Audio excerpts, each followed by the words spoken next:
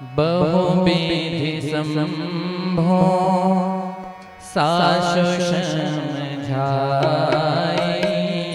गवनी भवन चरणन शिरोनाई। बहुविधि संभो साशु समझाई गवनी भवन चरण शिरोनाई। जननी उमा बोली तबलेनी ले उछंग सुंदर सिद्धि।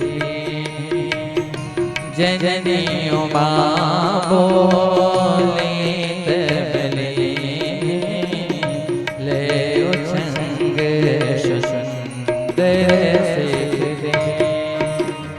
करे होशदासन करे पद पूजा करे होशदासन करे पद पूजा करे होशदासन करे पद पूजा करे होशदासन करे पद पूजा।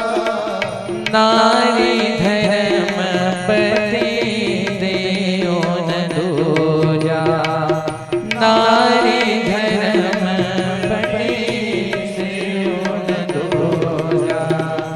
बचन कहत भरे लोचन बारी बचन कहत भरे लोचन बारी।